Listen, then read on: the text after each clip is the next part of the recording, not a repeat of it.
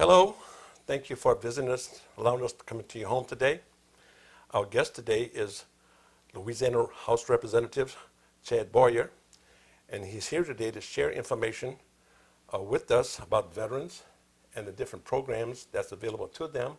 Also programs that is not geared towards veterans, geared towards everybody. But he's here today to share information with us. And all I can say is thank you for coming, Gary, my friend. Thank you. Just tell me, just what is it do you do? So I'm State Representative Chad Boyer for District 46, which covers majority of St. Martin Parish and the eastern side of St. Landry Parish. And I've been serving in the House now for a little over a year and a half. Okay, okay. Well, since you've been serving in the House, how do you like it? It's Is it interesting? it's been very interesting. Yes.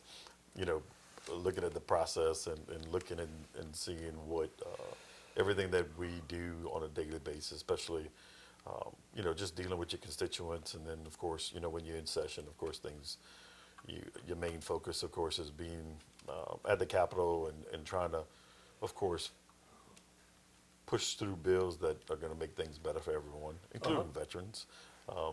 One bill that comes to mind this past session, I can remember we passed a bill to give veterans free parking when they park for the cruise lines in New Orleans. Okay, that's pretty good. Of course, that's minor compared to other things that we've done for veterans. But at the end of the day, we do have a current legislators, House and Senate, that are very pro-veteran and trying to get things done to help them in any way we can. Okay, okay. Well, can you tell me about what type of programs maybe that's in works inside the legislature as far as veterans are concerned? So there's a whole bunch of things coming up that, and I know last year and this year there was some focus on trying to streamline things to help in any way that they can, as far as making services available quicker and easier. Okay, quicker and easier. Well, I'm hoping that the legislature can move kind of fast then, because sometimes it gets bogged down. Yeah, it does. It does. Well, can you point maybe to what type of legislation that maybe Governor Landry is trying to push through that would kind of directly affect veterans maybe? I think there's a whole bunch of whether it's through Veterans Affairs or everything else, knowing that a couple of things that need to be addressed, of course, is providing, more personnel to help veterans, whether it's, when you got people that have large caseloads and stuff like that, stuff to help along the way to make things more accessible, easier, and faster for people to get seen, whether it's medical services or other services, but to make things more efficient. Yeah. Well, as we both know that there are two different services. There's one for VA, national VA, and then there's state VA. And sometimes you have to work together.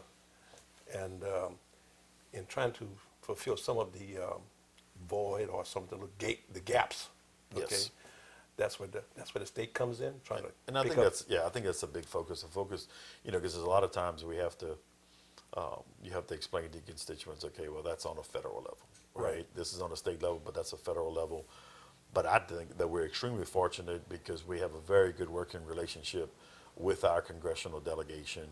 And anytime that we know we get a phone call about an issue or whatever, we can pick up the phone, call our congressman in our district and say, hey, look, this is an issue that I'm facing with a veteran has this, and it's addressed. Yeah. But I think that's part of it. I think part of our deal is to make things smoother as far as like working in conjunction on the federal level and the state level. Because I'm sure, well, there are veterans out there that's having difficulty in dealing with certain claims and everything else.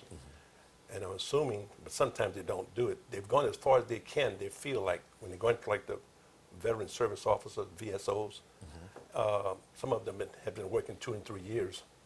And some of them have kind of stopped trying to make a difference, okay, trying to get something to happen in their claim or whatever to get a positive approval, okay, but they don't know who to go to. And I'm assuming that you're one of the guys or your state representatives go to you guys, and if you guys can't help then you go to the national. How does this work? Yeah, absolutely. I mean, listen, and we encourage them to reach out to us with any issues they have, because if it's a state issue, of course, we're going to try to address it here with our Veterans Affairs Office. But if it's on a federal level, we'll reach out to them. We'll reach out to our congressional delegation for them, or we'll give them the proper information on who they need to contact for it.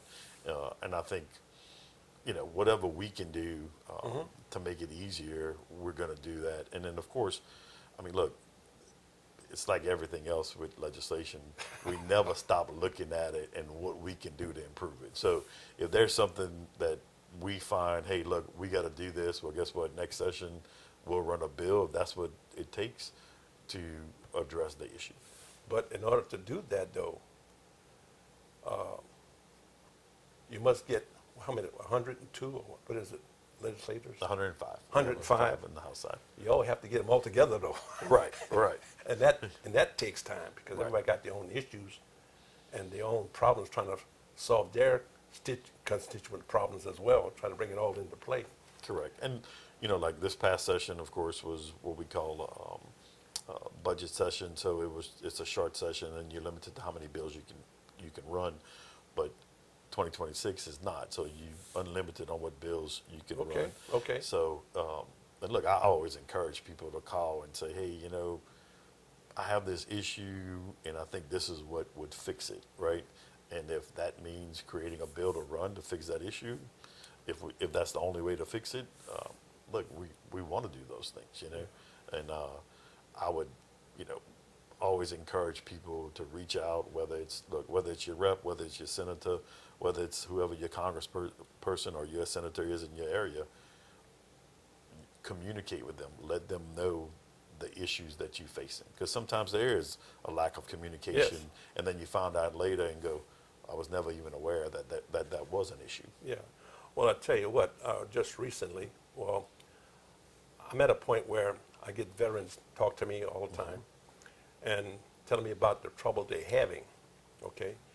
And I think one of the problems just one of them, is that employees, the staff, we don't have enough people to deal with the workloads.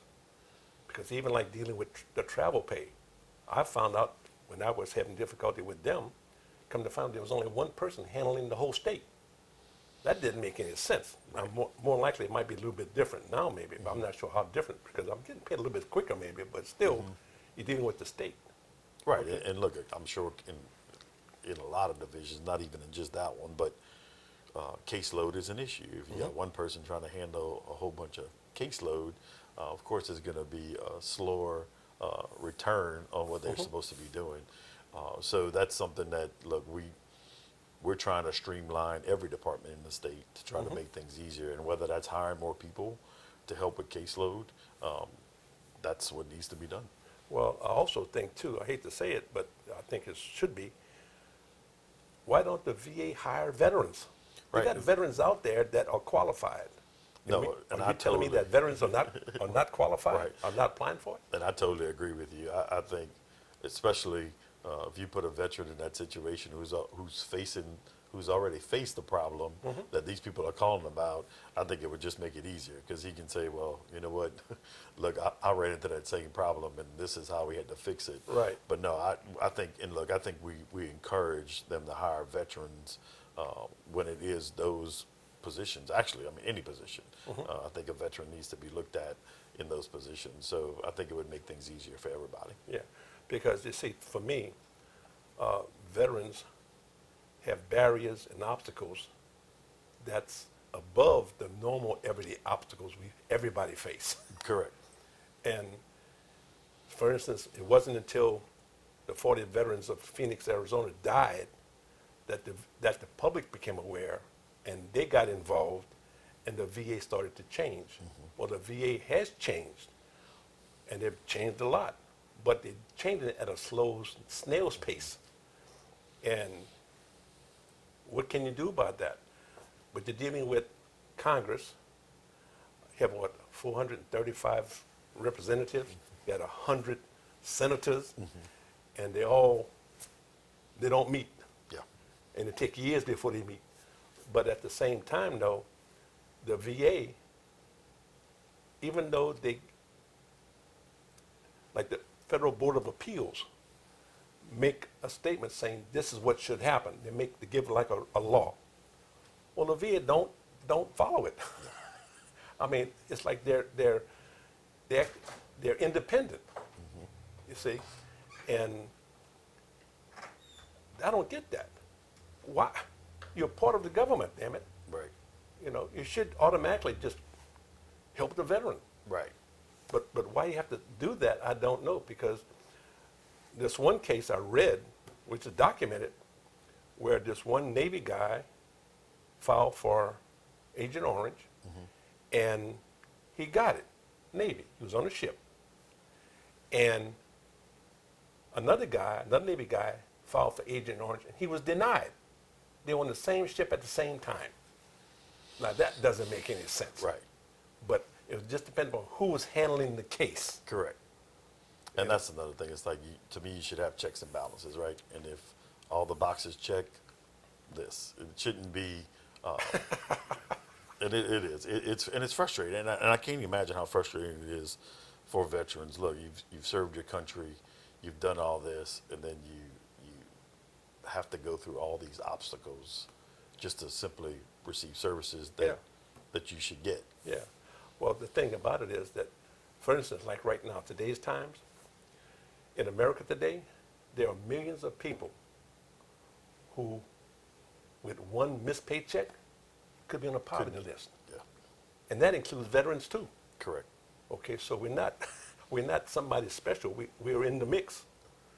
And I don't know what Congress can do, but sometimes throwing money at it is not the answer. It's solving the problem. Right. Rather than putting a Band-Aid on it. Yeah. You know? And for me, I'm hoping that Congress will work a little bit faster. But the VA is moving forward. I can't complain. Okay? It took me 40 years to get into the VA system. But since I've been in, they've taken care of me. I have no complaints. But it's more or less the complaints of the process. It takes so long to get something approved. You may have to go through 10 different people. And I'm just amazed at how many veterans don't want to deal with the VA anymore, or even the government. They prefer being homeless. Yeah. And that's bad. Yeah, that's not a situation we want. Well, I can tell you this. I know that we are committed to doing everything that we can to make things better for veterans, especially like this administration, this legislature that we have. So every year, anything that we can look at to bring, whether it's a bill or something else, we are definitely willing to do it to improve things for veterans. Well, I'll tell you what, I'm getting ready to do a program where I'm going to try. I got veterans who have been contacting me, or I'm talking with veterans whenever I meet them, and they telling me about the problems they're having getting their claims approved. And some of them has been 2 and 3 years, and they're still fighting the claim. So what I want to do is try to do like a 5-minute video and let them tell their story about what's going on in their claim. But I want to do like about 5 of them and put it on my show and promote it. It's not there to hurt the VA. It's let the VA know and let the public know of what we're going through that's on top of everything else that we're going through. Oh, absolutely. I mean, listen, and I think communication is key. I think you need that. I think people need to let people know, whether it's the Veterans Affairs Department, whether it's your legislature, whether it's your congressman, let them know what you're facing so that we can address those issues. Yeah, because let's face it, if you don't have the information, right, you don't know. If you don't know about the problem, you can't fix it. you don't know about the problem. But I'm finding, though, that a lot of times, I hate to say it, but sometimes the problem is, I'll put it like this. Veterans Corner is just one grain of sand on a beach of nothing but sand. Right. Okay. Now, Veterans Corner cannot solve the beach problem, but Veterans Corner can maybe help another grain of sand, a veteran, that might help change his life. That's right. And if I could change that little small group, then I could help them and future generations. Yep. Because whatever happens today, I'm hoping it will affect next year, next century, whatever you want to call it. I want it to affect the veteran, yes, but affect their children, their grandchildren, and at the same time, it's a win-win Yeah. for the veteran to have the information to make the correct decisions. It's a win for veterans, Veterans Corner. It's a win for our communities and the state. It is. And we all need to work together. And I would like to have the state, I have another program that I have, it's the home program. I hope that they will partner with Veterans Corner. I don't want this to be just a program. I want this to be a legacy where it's going to change not just veterans' lives, but the community's lives as well, you know. So I understand what you're doing, and I appreciate what you've been doing. But the thing is, though, just getting the information out there to the veterans community. And everybody that I've talked to say the same thing. Greg, they got the information out there, but we don't know. Right. I'm just getting ready to do another interview with someone from the VA in Alexandria. And they told me, said, Greg, there's a lot of information veterans don't know. I agree. And look, I encourage them to go to the legislative website. If you type in on text, if you type in veterans, it'll show the bills that have been passed, that'll benefit them. And I encourage them, look, reach out to your rep, reach out to your congressman, express, to them your concerns or your problems that you're facing. Yes. So that we can address those issues. Yeah, because I see where you guys cannot solve a problem if you don't know the issues. Correct. Not the issue to put a Band-Aid on, but to solve the problem. Yeah. And I hope that the veterans will make the next step to go forward and contact anybody, everybody, including me. I want to put you guys on TV, to let the community know, and our congressmen know, whatever, just to make sure that everybody is aware that we face problems that nobody else is facing.